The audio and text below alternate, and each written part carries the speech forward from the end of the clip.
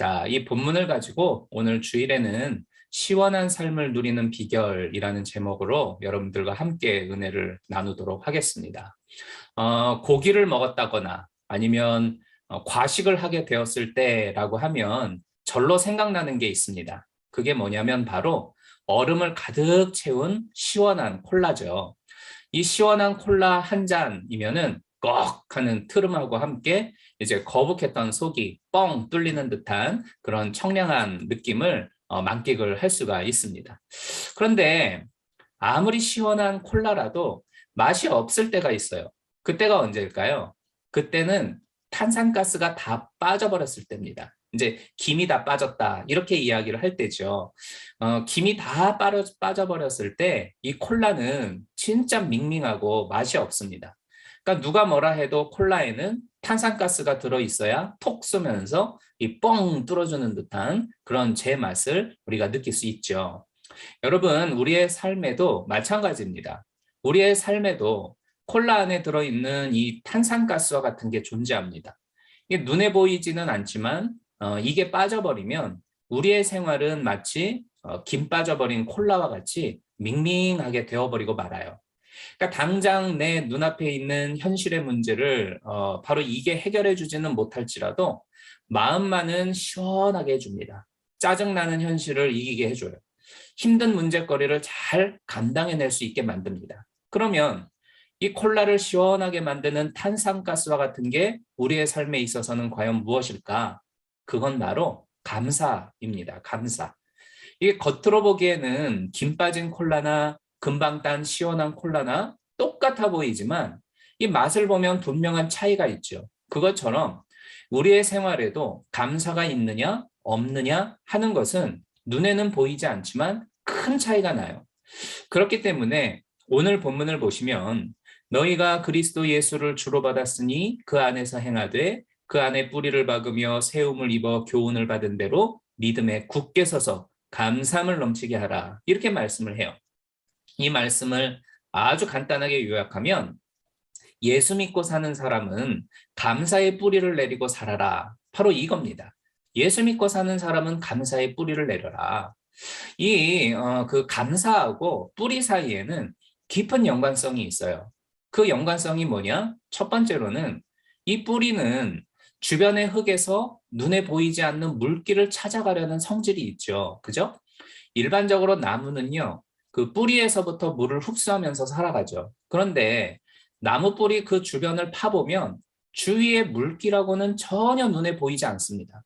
그러니까 분명 우리가 육안으로 보기에는 메마른 땅과 같은데도 이 뿌리는 어떻게 해서든지 그 속에서 물기를 찾아내가지고 빨아들여요. 그렇게 함으로써 나무는 이 그 척박함 속에서도 살아가게 되고 또 자라나면서 열매를 만들어 가게 되죠. 이와 마찬가지입니다. 우리가 살아가는 가운데에 눈에 띄게 감사할 만한 특별한 것이 그다지 없을 수도 있어요. 그죠? 대단한 게 내 인생에서 만들어져서 이것 때문에 내가 진짜 감사해. 이런 일이, 특별한 일이 그렇게 많지 않을 수 있어요. 그렇지만 그럴지라도 내 주변을 둘러보면서 어떻게든 감사할 것을 찾아서 감사의 마음을 가져보는 것입니다. 그러면 그 감사가 뿌리 돼서 우리를 살리고 점점 큰 나무로서 자라나가게 해준다는 것이죠.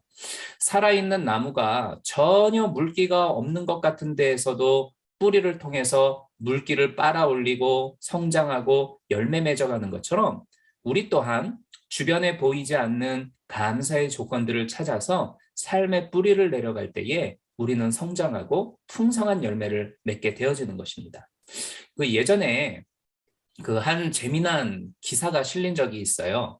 그 캘리포니아주에 살고 있는 한 주부가 내 남편을 팝니다 라면서 이제 광고를 낸 게 화제가 된 적이 있습니다. 그녀의 남편은 시간만 나면 자기 아내를 돌보기보다는 사냥을 나가거나 골프를 즐겼기 때문에 거기에 불만에 가득 찼던 이 아내가 내 남편을 팝니다 하면서 유별난 광고를 냈던 거예요. 제 남편을 싸게 팝니다. 덤으로 갖가지 골프채와 사냥도구 그리고 사냥개 한 마리는 공짜로 드립니다. 이렇게 광고를 낸 거예요. 이 광고를 보고 여기저기서 사람들이 전화를 해왔어요. 그런데 그 중에서 남편을 사가겠다고 하는 사람은 한 사람도 없는 거예요. 그러면서 이런 이야기를 하는 사람들이 있었대요. 그런 남편이라도 살아있는 것만으로 다행으로 여겨라. 이렇게 어떤 과부가 충고를 하더래요. 또 남편이 건강해서 지발로 돌아다닐 수 있으니 얼마나 고맙냐 하는 그런 주부의 조언도 있었다고 합니다. 그리고 그중에 덜어는 남편 말고 걔만 줄 순 없냐 하면서 이런 문의를 하는 사람도 있었다고 그래요. 여러분, 이 남편에게 불만을 느끼고 팔아버리겠다고 광고를 낸 이 여인에게 여러 사람들이 충고를 했는데 그 충고의 의미는 과연 어떤 걸까요? 현재 자기의 삶에 대한 불평과 원망보다는 어떻게 해서든지 감사와 고마움거리를 찾아보려고 힘써라. 바로 이런 거 아닐까 싶었습니다. 바로 그렇죠. 이 감사는 현재 자신의 생활 주변에서 적극적으로 찾아내는 겁니다. 내 주변에 있는 것들 속에서 어떻게 해서든지 발견해내려고 애를 쓰는 것이 바로 감사라는 거죠. 그 찬양 가운데 그런 찬양이 있죠. 그리 아니하실지라도 감사해요 하는 그런 찬양의 가사처럼 우리가 감사할 수 없는 조건 가운데 있다 할지라도 그 속에서 감사를 찾아내는 겁니다. 그러니까 마치 나무 뿌리가 물기라고는 일절 찾아낼 수 없는 그 메마른 주변 흙에서 눈에 보이지 않는 아주 자그마한 습기를 빨아들임으로써 성장해가는 것처럼 우리 또한 내 주변에 감사할 만한 거라고는 별로 없는 그러한 척박한 삶에 내가 내어던져 있다 할지라도 감사의 작은 거리라도 찾아 나선다면 우리의 일상은 기쁨과 행복이 넘치는 시원한 삶이 될 수가 있는 것입니다. 두 번째로 이 뿌리는요, 주변의 물기를 흡수하려고 점점 더 깊이 내려가는 그러한 성질을 가지고 있죠. 우리의 삶도 마찬가지입니다. 감사할 만한 걸 생각하고 생각하면서 자꾸 찾으면 찾을수록 우리의 삶은 더 깊이, 더 넓게, 더 튼튼히 세워져 가는 법이에요. 사랑하는 우리 성도 여러분들, 이 감사는 감사에 대한 생각을 깊이 하면 깊이 할수록 새로이 발견되어지는 법입니다. 그리고 점점 더 많아지게 되어 있다는 것을 기억하셨으면 좋겠어요.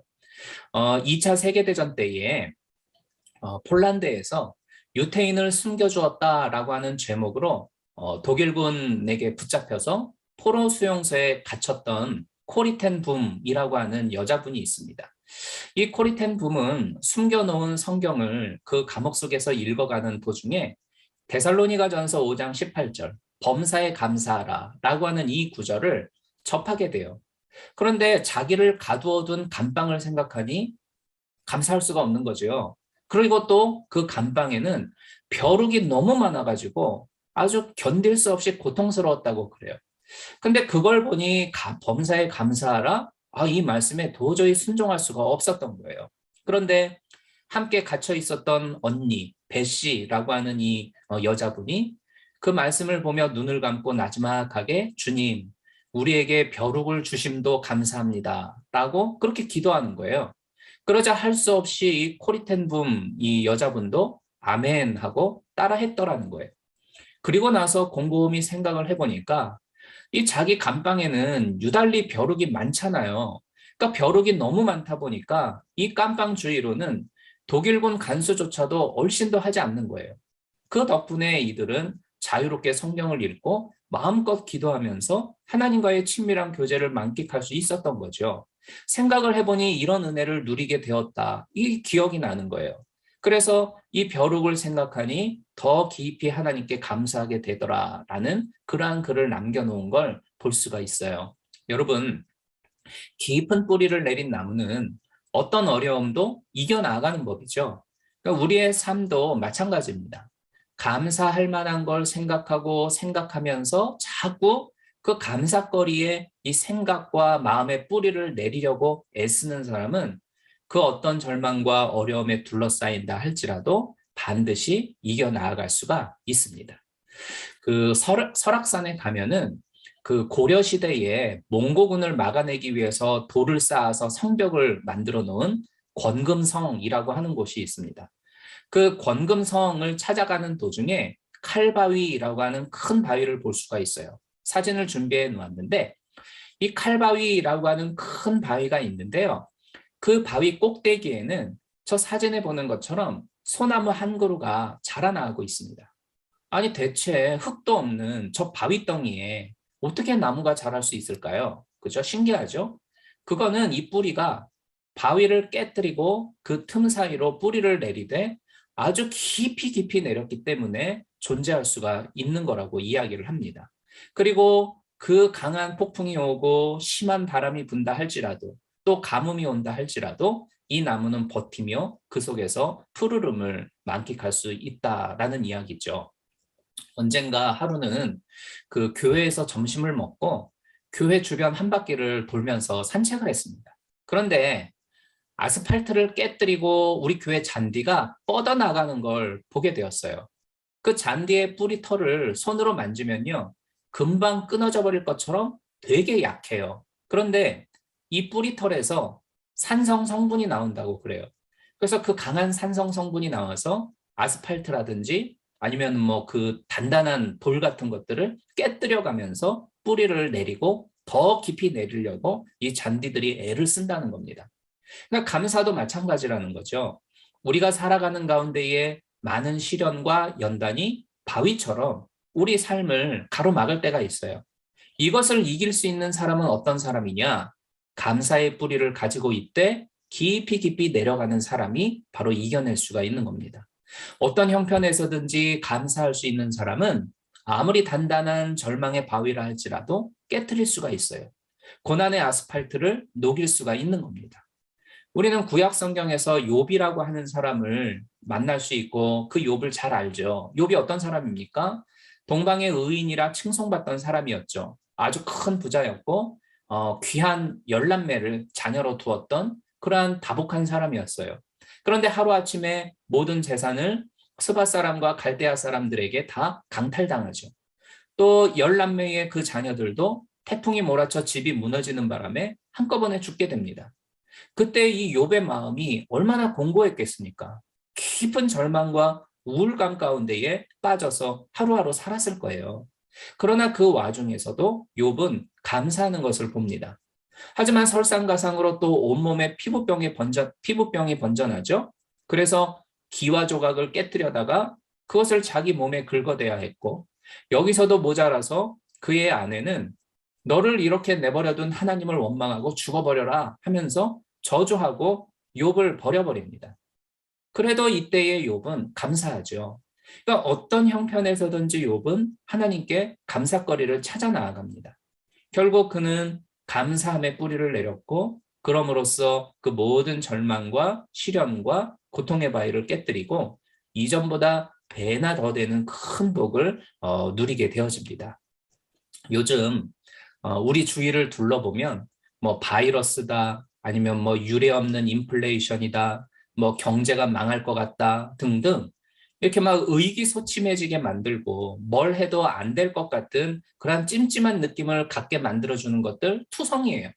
그런 것들을 생각하고 거기에 우리가 골똘하다 보면 불안감만 더해가는 법이고 암담함 때문에 우울해지기 십상입니다. 여러분, 우리는 예수님 안에서 살아가고 있는 사람들입니다. 그죠? 그러니 우리의 삶의 뿌리를 불안이나 초조나 불만에게가 아니라 감사히 두고서 살아가기를 힘씁시다. 비록 무화과 나무 잎이 마르고 포도나무에 열매가 없는 그러한 인생이라 할지라도 내 주위를 바라보면서 감사의 초점을 두어 깊이 생각하고 무엇이든지 감사의 조건들 하나하나 한번 찾아내 보기를 바라요. 그러면 그 감사의 고백이 어떤 어려움도 절망도 물리칠 수 있도록 해줄 것입니다. 우리의 삶을 시원케 해줄 거예요. 감사함으로 날마다 주님과 동행하면서 정말 시원한 삶을 살아가는 여러분들이 다 되시기를 주님의 이름으로 축복합니다.